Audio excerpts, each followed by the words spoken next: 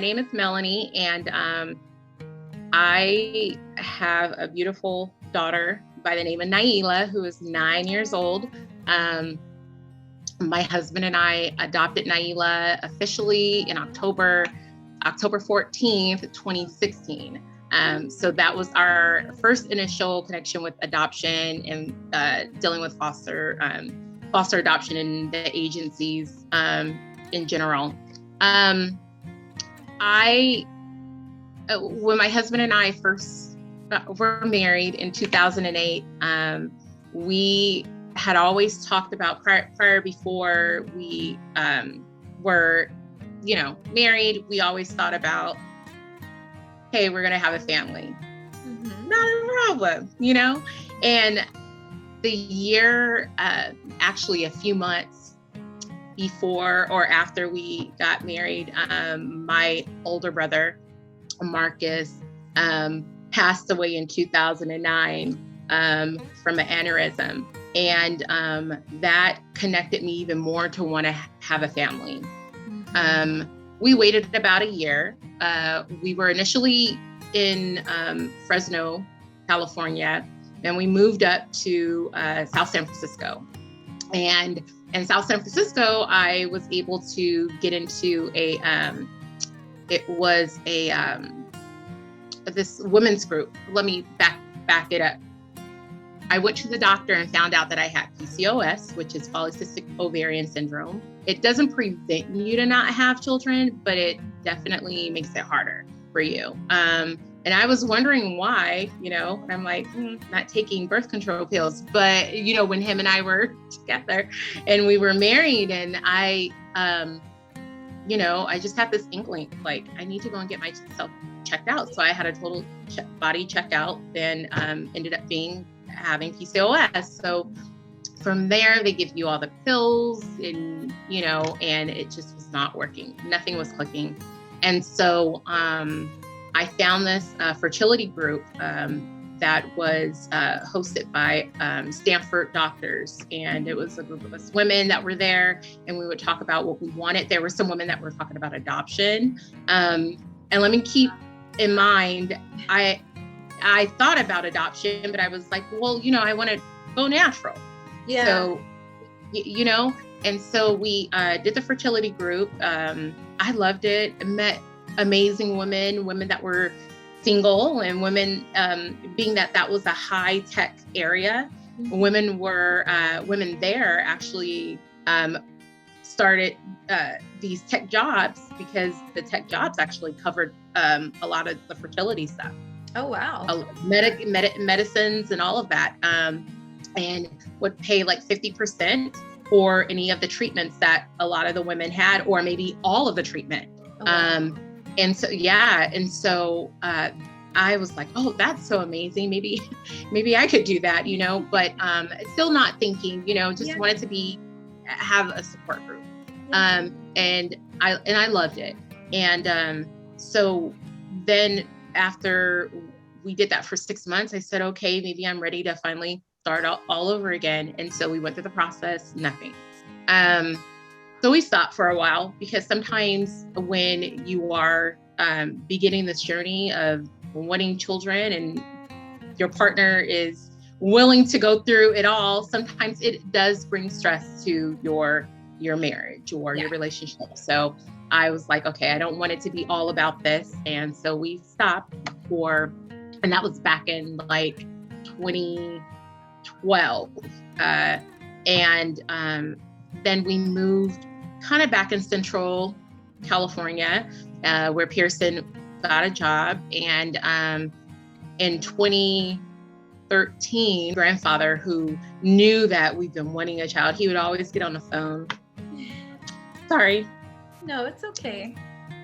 He would always get on the phone and be praying with us about wanting, like, God, just cover Melanie's womb. He would always say that. And so he knew my want, he knew my desires, just like God knew my wants and my desires and our desires, my husband and I. And it was June 2013, my grandfather calls me and he goes, hey, I have a family friend And this was after church. We had just finished praising the Lord. So I get home, my grandfather calls and he's like, I have this family friend and her daughter, has this baby and she's not able to take care of her. And I said, oh, okay, granddaddy.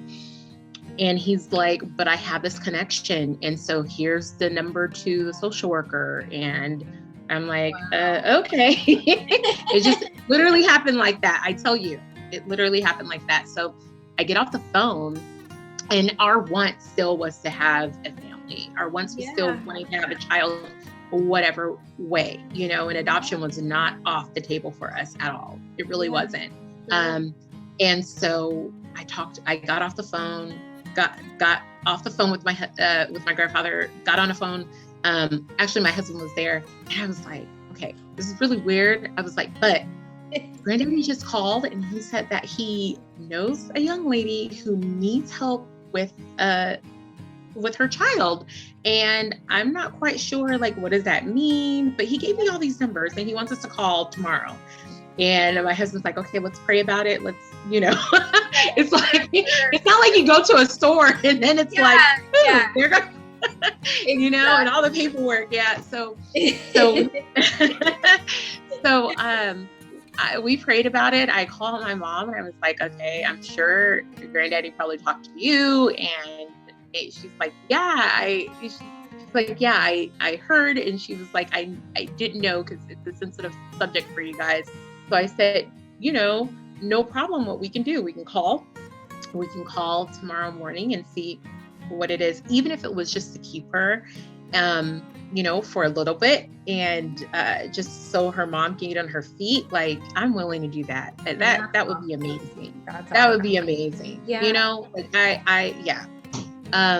And so we spoke to the social worker, and the social worker wouldn't give us that much information, but she basically was like, we're in the process of,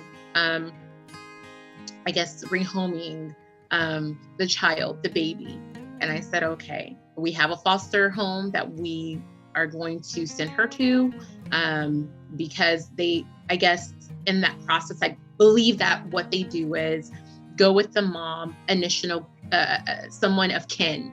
So someone who may be close that would be able to care for the child. And that's what she did. It just so happened this lady actually had a foster home, and that's where I went. Okay. So that's how that went. But the mother was very persistent in wanting her to have a home, not to be in the foster care. And I think that's amazing. I thought that was amazing. So I connected with her maybe that following week on the phone. And, she knew of me, obviously, from my grandfather. And she said, I want to meet you and your husband. And I said, okay. Well, it was a while, but it took a while because what happened was we didn't hear any more from her or the social worker. Okay. That October, the same year, 2013, we get a phone call from the social worker. And I was talking to my grandfather. My grandfather, wants everything to be immediate. He was like, what's going on? And I'm going to talk to her and da-da-da-da-da. So in between that time, from June to October, he was having conversations with her and would say, they would be amazing family. They would be amazing parents to her. And so that October, we ended up getting a phone call and we spoke to the social worker, and she was like, it seems like you guys might be a great fit for her for, taking over for the fostering of the children, because the lady was a little older, was also doing childcare at the same time, helping mothers that were working at nighttime. Just an angel, amazing lady. Wow. But she lived in LA. We lived in Central Valley. So of course that was distance away. So what we did was we met with the mom at agency, and we had a chance to speak to her, and she was like, oh my God, I think it would be good for my daughter to go with you guys. but it is a process. And we were like, okay, yeah, it will. But I think I wasn't prepared mentally. Okay, so I opened my heart and I'm saying like, this would be amazing. But then I'm like, but what if it gets attached? Yeah. What if it gets attached? And like the one of having a child, you know, and so I really had to pray about that. Pearson was completely just like, this is great. And so what we did, we met her at the foster home. And oh my God, I fell in love with Nye when I met her. She was a little feisty. She was a little feisty. I was like, what is this little girl is running a little rampant? She was running rampant to barely walk. Okay. Aww. She was very unstable, but she was running rampant. And it was beautiful to see the connection that she had with the foster home lady. And what we did was we made a couple of visits. And then we met with the social worker and she said, okay, you guys can start having overnight visits. So we were like, all right. So this was the overnight visits, all of that. I'm assuming at some point you had to do like the background checks. We had to do the background checks. We had to, you know, make sure who was going to be around. So we had to have other people. So my mom and dad had to go through the background checks. So since they were closer to LA, we decided that we'll have overnight with her at my parents' house. So everyone in the household had to go through the background checks. Yeah. And it really, I mean, you know, it really wasn't a lot to do for that process. That was easy. Yeah. That was easy. That part was easy. So what we did, I think it was around Thanksgiving, we had found out that we were going to have Naila around Thanksgiving. And I was like, oh, this is so cool. That was it. I wish I would have sent you guys those photos, but my cousin during that time, had a daughter who was a year younger than Naila, or maybe just a year younger than Naila.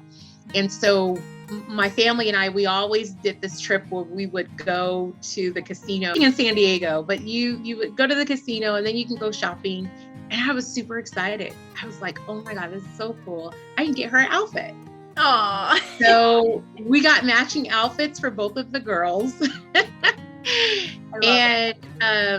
And it was like, I think it was like a cheetah outfit with like, you know, having their hair and like a little bow or something. And I was like, this is so cool. Yeah. And for me, it was wonderful because even during the process, like I never put so much on me to where I, you know, sometimes women who are dealing with a lot of fertility issues, you know, we go and do things that might be weird for people, might buy baby clothes just in hopes of one day having those clothes for, you know, our future child, you know, speaking to existence. And so I never did that. So this is the first piece of clothing that I bought for potentially my child. Again, I did not have that connection at that time. Yeah. So I was like, this would be so cute. So Thanksgiving came. In fact, we picked her up the night before Thanksgiving, and it was cool. It was cool. It was picking her up was good. Going to the home all the way back, you would think those couple of visits that we had, like, oh, built some type of rapport. No. I remember Pearson and I took Naila in the car and we stopped in Lindale, California, because she was screaming and she was scared. Yeah. And I almost started crying. I'm like, should we go back? Should we bring her back? Like, I don't know. Yeah. And he said, no, just it's okay. So Pearson went. I stayed in the back of the car. I mean, like, I was in the middle seat, so we had Naila in the car seat, and Pearson went and got like Jamba Juice, and we got her some juice, maybe some apple juice or something, and so that lasted. That was good. That was. Yeah. She calmed down. She was quiet, and I was like, okay, thank you.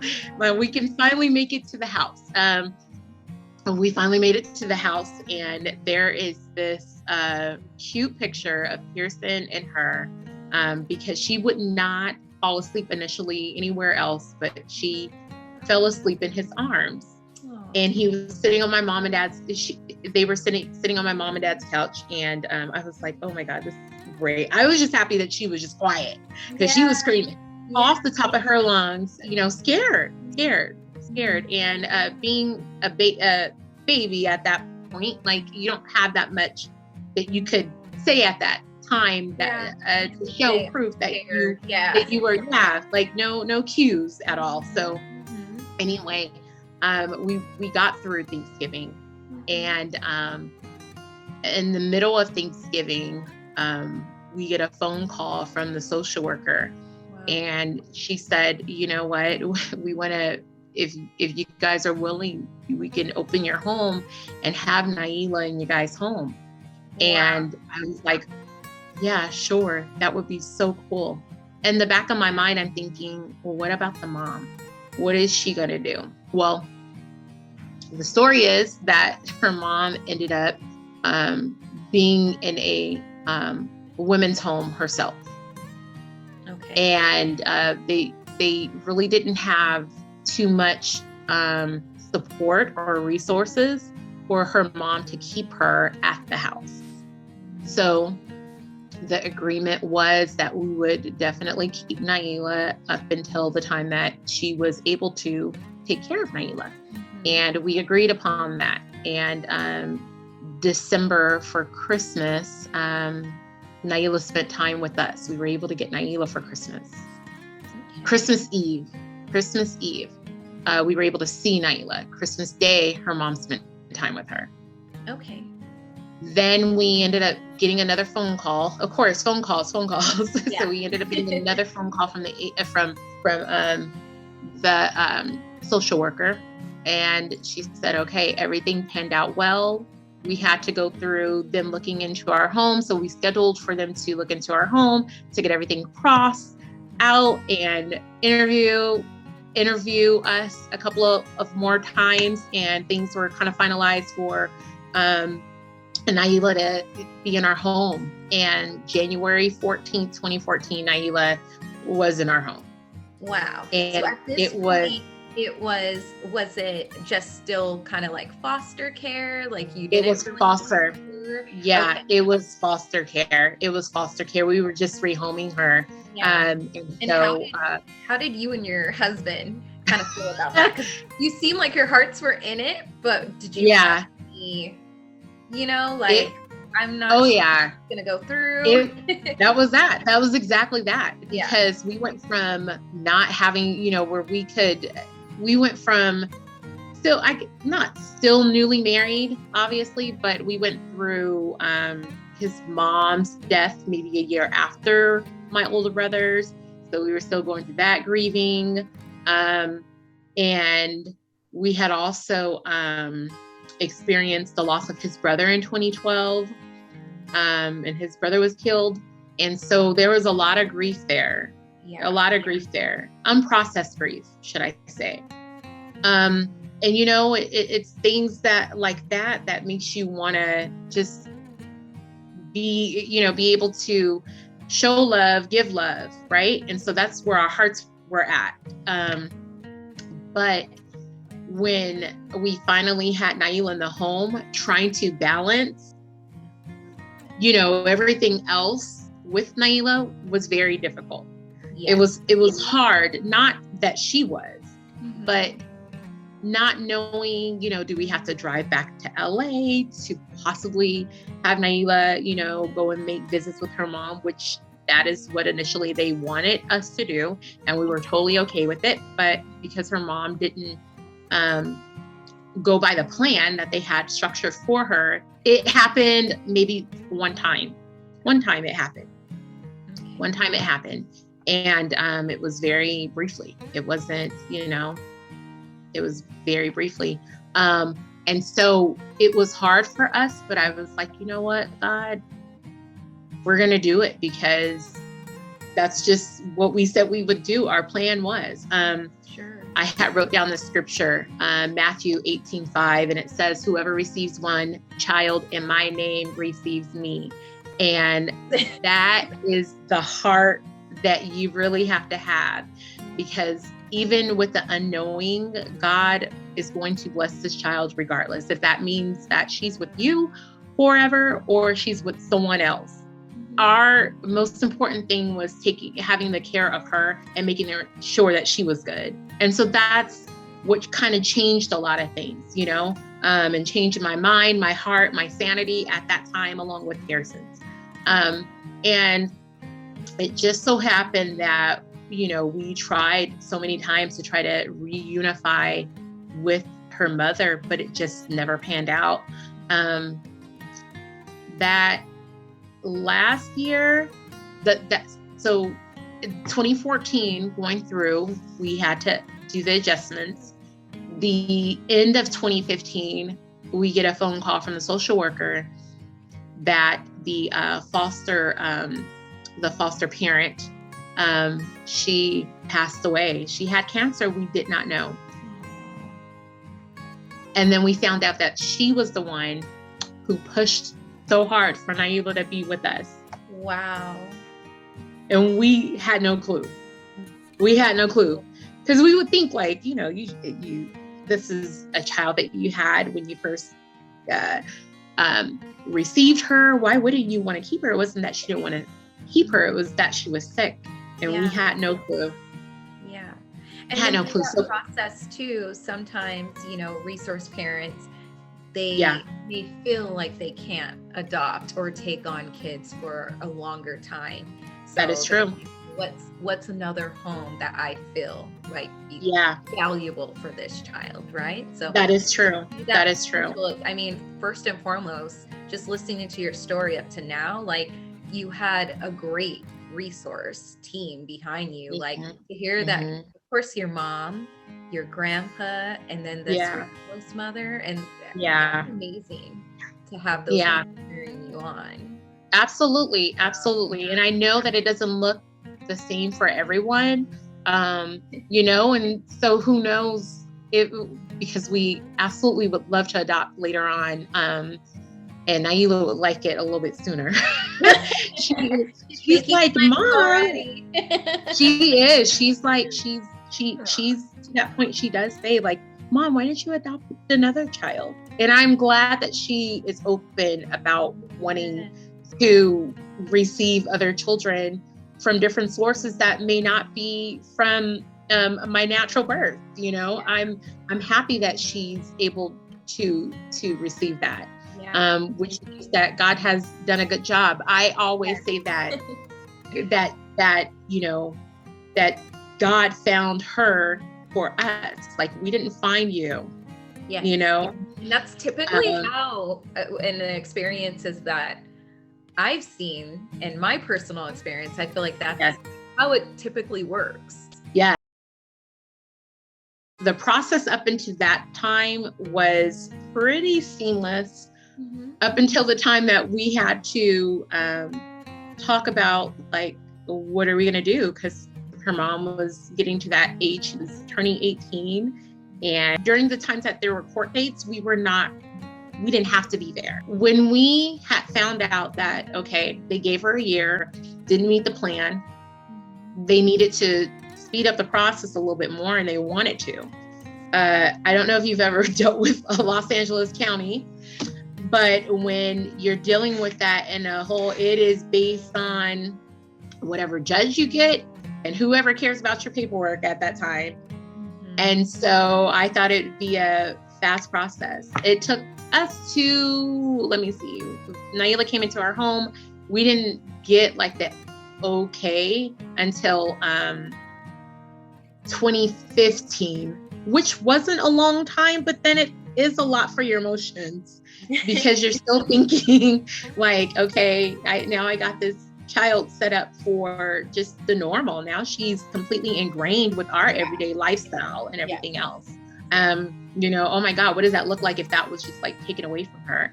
So the social worker, we got our really good social worker, and she was amazing through the whole entire process, just supported us. And then we had to go with an agency. The ladies there were awesome. They did. They were great. Now, we were still living in Central Valley during this time. And then 2015, Pearson and I made the decision, just because the social workers, I mean, like, you know, that once a month visit was a lot. But then we had to get up extra early, because then they were coming from LA, which means that they had to drive out there in time enough to then get back. And then, because I think Bakersfield was part of their area, I think they were trying to also see kids around that time. So we made the decision that let's move closer. So that's when we moved to Valencia, California, in 2015. And so that was awesome, because then that's when we were given our awesome social worker. And we started the process, and the process was, look, now, would you guys like to adopt her? Of course. And I guess when we talk about resources, that's something that is not really provided for you.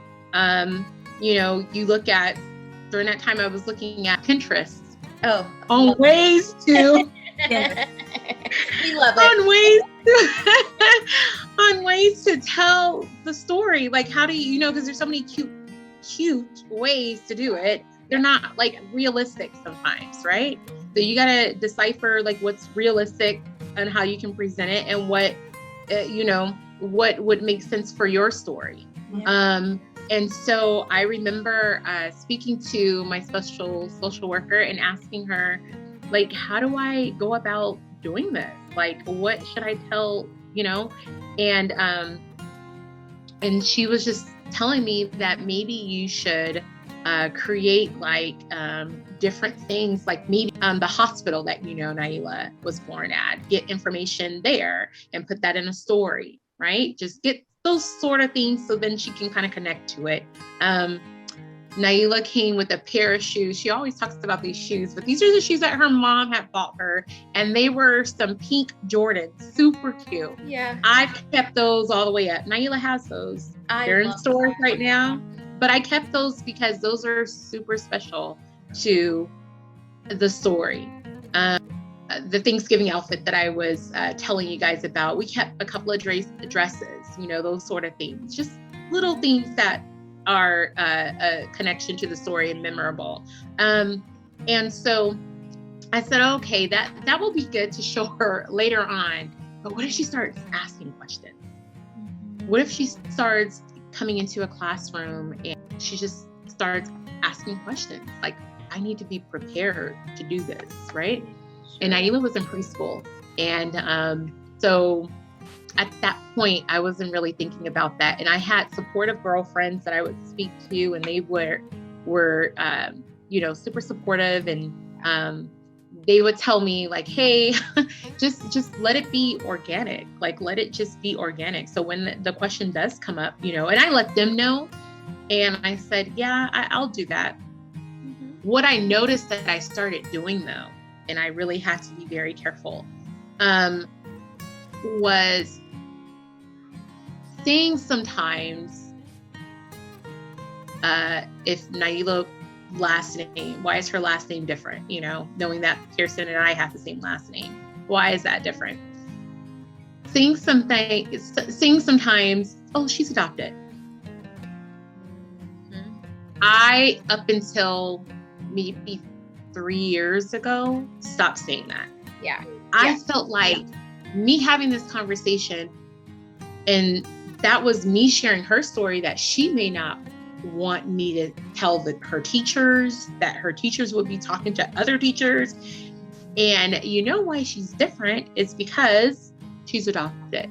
That completely initialized her being ostracized within the environment that she was going to be in, whether it was a school institution or whether it was her friend's house, you know, and having that conversations with the parents. And, you know, I stopped saying that. I was like, no, I'm not. This is my child. This is my daughter, and I'm going to be her mom.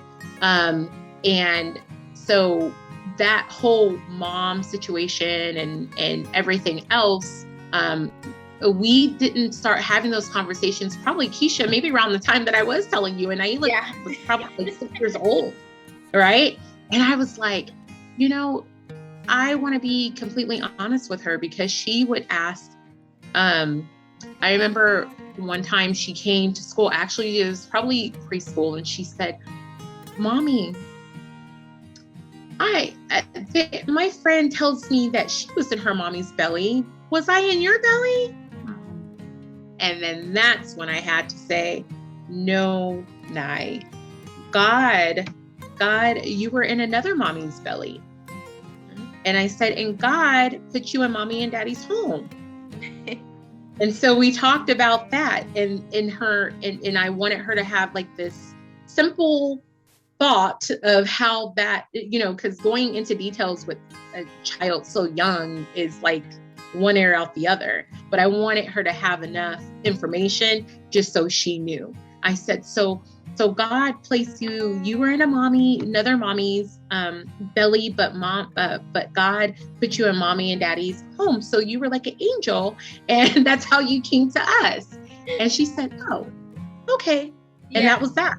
Yeah. And we didn't have that conversation until maybe like last year, when she wanted to know more information.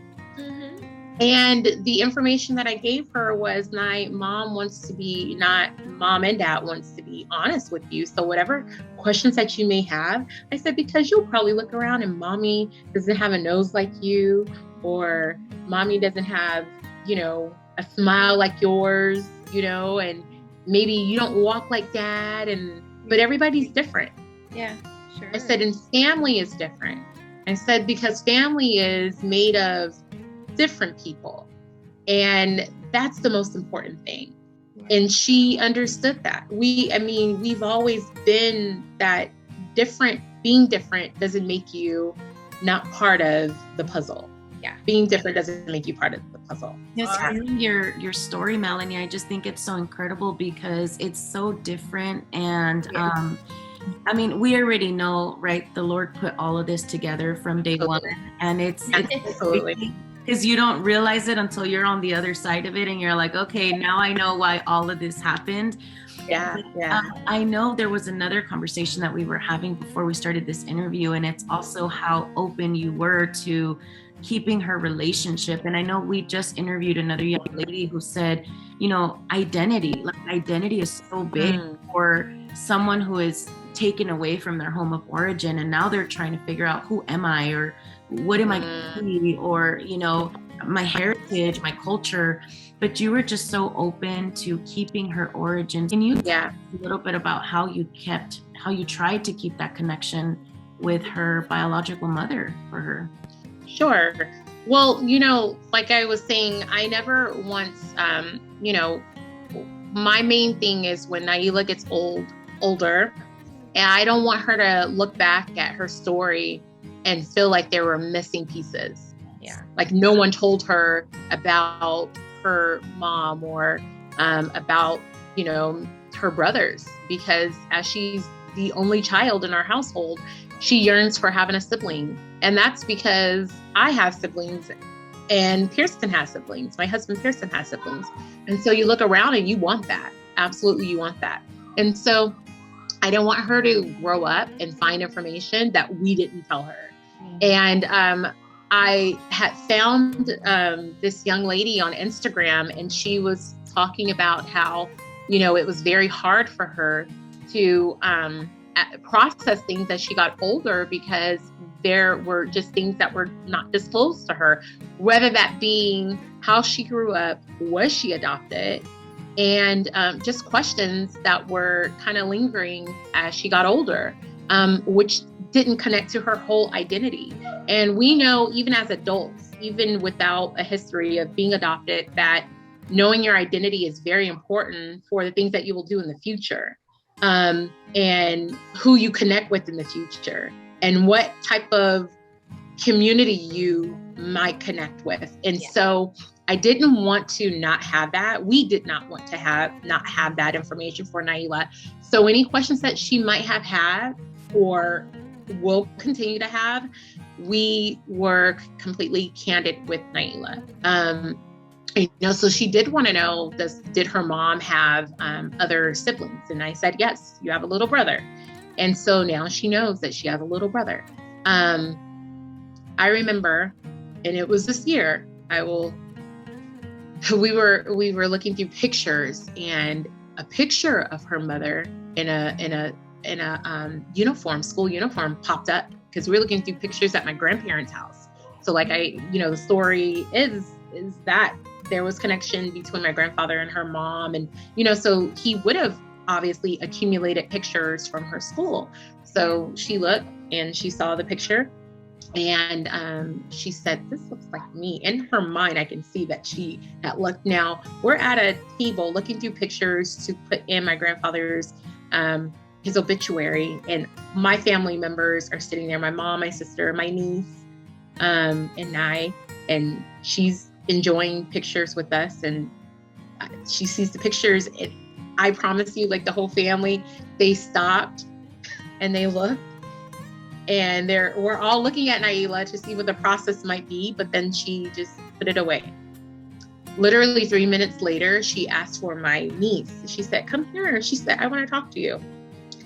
And she asked my niece, she said, "Is that a picture? That wasn't me." Naila, again, I tell you, God puts things on your heart. So I immediately went to the room, and and now my niece is to that point to where she can have that conversation, because again, all my nieces know about Naila's adoption and the whole entire story.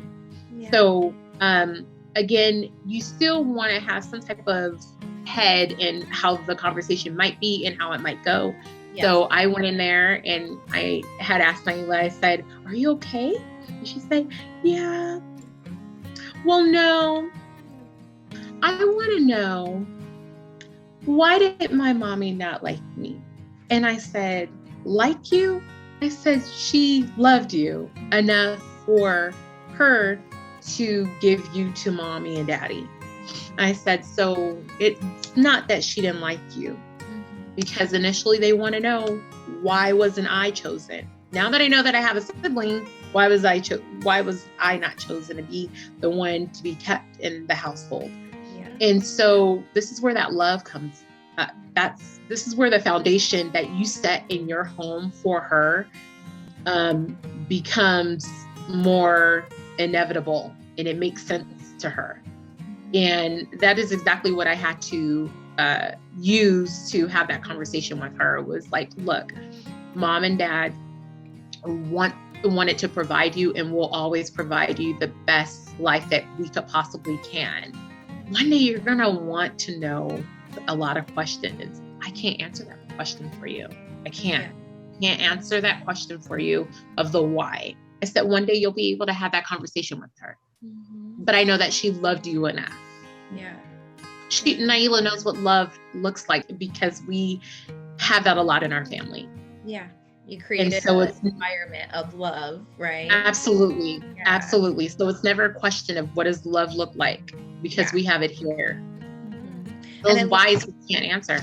Yeah. And I love the fact that you did not speak negatively. You spoke from of love, right? Absolutely. Absolutely.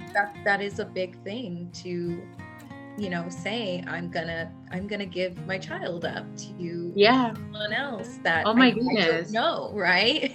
Yeah, absolutely. I mean, I give thanks to her every day that she made that choice, and one day when Naila meets her, then she will know that, and I don't know, I remember having a conversation with a social worker before we kind of, didn't need to no longer have conversations with the social workers anymore, because we were fully adopted Naila. But I remember one day the mom had made a comment. I will never talk about the negative things that happened with what the mom may have said, but I remember the social worker had said, "Do you not want to see Naila one more time?" And she said, "That's not my child. That is her child." And that right there, I did not take it negative. I think that was the way for her to process her own grief.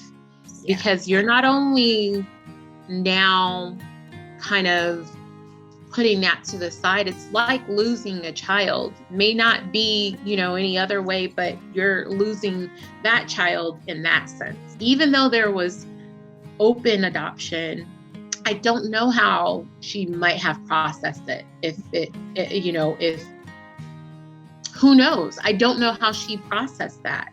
So I have to be very open and very aware of her feelings. I do. I can't be like, oh my God, why would she say that? Yeah.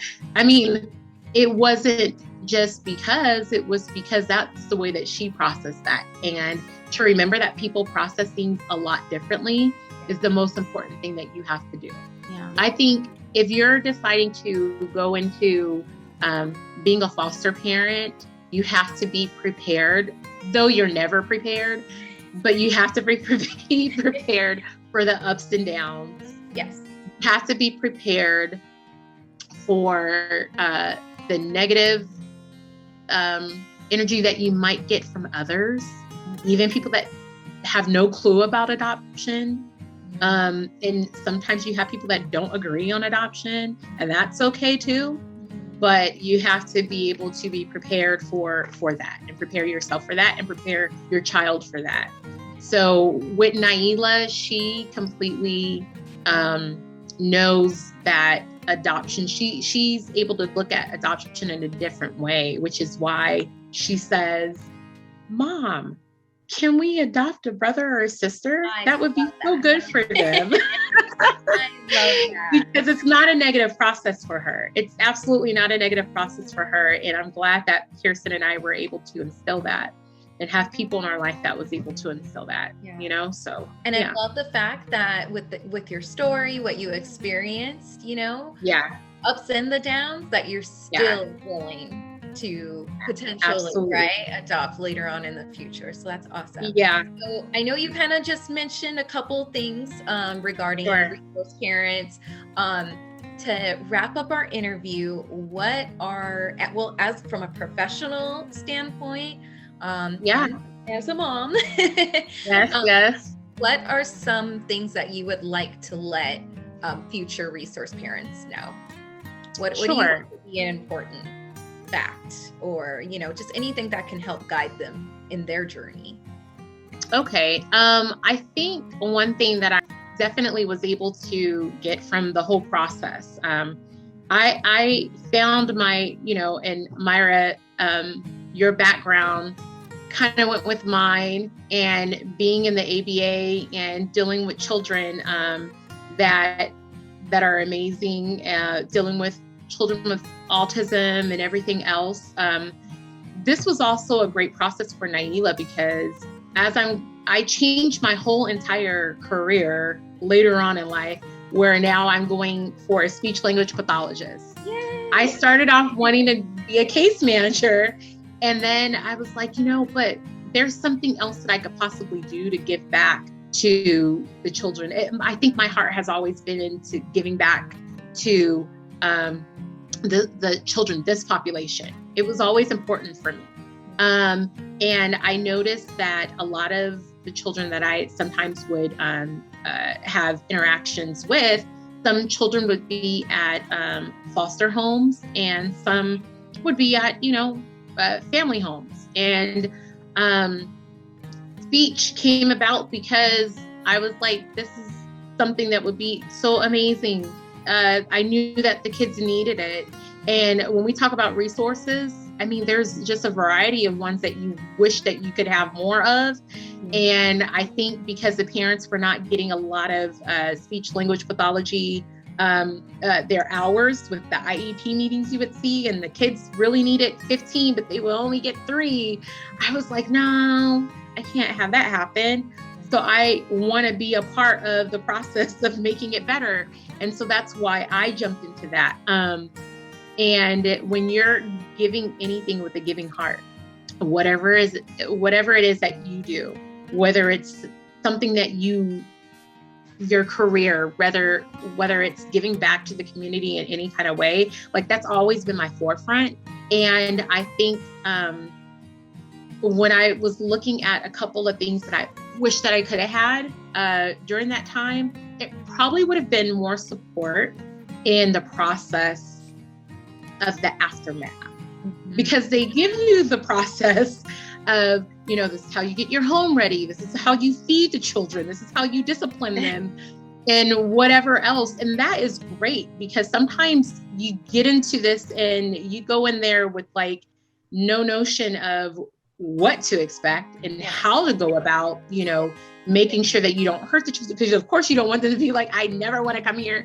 I'll tell my social worker, and it's scary. And I think sometimes people go about like, they can totally lie on me and make my career, those are things that sometimes you think about in the back of your mind. But like I said, if your foundation and your number one thing is to have the betterment of that child, everything else will fall into place. Yes. The resources that I wish that I could have had that would be so fun to possibly do. And I don't know if I will ever include that later on of things, but maybe how to create like special books to give to the child, like maybe a workshop on how to have certain stuff in order for them to see their story. Because you can say it from your words, but sometimes they visually want to be able to see it. So maybe like little pictures, or maybe, certain things like that could be nice. Also, I think how to just deal with the outside skirts of, adoption, whether that's with institutions like the school, that sometimes they don't know how to really deal with that. They don't. They see the child as adopted, and honestly, stigmatism that they do have is that problematic. Mm-hmm. This is not a child with problems. This child is just as, and I don't like using the word normal, but this child has all the other things that other children deal with. Yeah. Which is why I stopped saying, yeah, my child's adopted, because that completely ostracized her. And I didn't want that for her. And I'm like, you know what? No, because they would always come up. And I had one teacher, I promise you, I had one teacher that came up to me and she said, well, I realize that she's adopted. What does adoption have to do with anything? Yeah, definitely. Her going through problems, and also coming from a Black community, I think one of the things that I noticed that we had problems with at a particular school was that they did not know how to deal with children that probably had adoption and had different things in their lives. And so the feelings, a child is dealing with so much pressure as it is, but this on top of trying to identify themselves. Yeah. Where am I coming from? Having these conversations, because I can have that conversation with Naila, but who knows if she will bring that to next week being in school. Yeah. And how does she process that experience outside? Absolutely. And I think if agencies could have those sort of resources on how to have those conversations, because we don't know how to, and not go on Pinterest like I did initially, because they're not realistic. I think that would be helpful. I think that would be really helpful, because then parents can feel a lot more confident in having these conversations. So then we don't have to hide them, because hiding is not going to do anything, but eventually later on in life, it brings trauma to the child. Yeah. The loss of respect, because I think they lose respect for you as a parent. And now I'm 21 and I've discovered that actually you're not my parents. I've lived a lot all these years, and you're dealing with those repercussions as opposed to being honest from the beginning. And every story is different, but honesty is more important. These kids go through so much. And I love what you're saying, because I think it was one of the reasons why Ministering Over Fostering started. We were sitting in a business center, and we're working on some stuff, and we're like, you know what? We started thinking about some of the negative situations that we've been through as social workers, right? And we were like, how do we get the word out? How do we start breaking some of these stigmas on because what you just said right now is so powerful, right? Like, if I have a 12-year-old who throws a tantrum, but they're in foster care, you think, oh, well, yeah, they're in foster care. Of course they're going to have tantrums, right? But I have a 12-year-old who's throwing a tantrum, but they have their biological parents. Oh, well, that's normal. That's normal. Yeah. And you're like, but where's the difference? And so Exactly. You know, Tisha and I just felt it in our heart. Like, we need to hear real voices. Yeah. Who have lived it, to say, look, it's no different. I mean, yes, you go through different processes to get these children in your home, but you love them the same. Absolutely. And go through typical things that any child would go through. We have so many times where we're like, it's age-appropriate behavior. This is okay. It's not trauma related. I'm telling you. Yeah, it is almost natural. You know, and I told Naila, I said, she said, I don't want to tell people that I'm adopted. I was like, you don't have to. Like, that's not your story. I mean, that's not their story, and it's yours. So you don't have to tell people. And, you know, like I said, you have to be very open with that, and deal with things as they, and now that she's 9, I'm like, oh my goodness, like, she's going to have those questions along with just the regular 9-year-old growing up. Yeah. And so we have to be very observant to that, you know. And now she keeps like a little diary and everything, and it's cute. But, you know, then you wonder what type of things that she says. So sometimes I'll read it, but it's not anything, you know. But it's like, but it's just normal 9-year-old, right? And so, yeah, I think it is. Although it's hard because you don't know how to first initialize that conversation. But I promise you, once you begin that conversation, then you allow the open questions to come and flow, and you answer it to the best of your ability, that it will make it so much better. Yeah. I can't tell you what the future will be like for Naila once she's able to meet her mom. But what I can tell you is that because we decided that we were not going to hide things from her, that she will be completely knowing and have that knowledge when she meets her mom. For us, just having you here, I mean, if we could have you here for another hour, we would. I would. Look, invite me anytime. Like, I love what you guys, oh my God, when I love what you guys are doing. And I always am willing to share my story, and I hope that it touches anyone who is kind of like, on the fence of wanting to invite children in their home. But like I said, I honestly like what Matthew, and I'll reiterate that again, Matthew 18:5, saying that whoever receives one child in my name receives me. And if you are open to receiving children and their siblings in your home, it will not only bless you, it will give you so much love. These are little angels, and I think that we have to be able to really take care of them. And whatever that may look like for anybody, I think that you just go on and you go through the process. Process might be scary, but it'll be okay. It's in the betterment of the child and in their future. So yeah.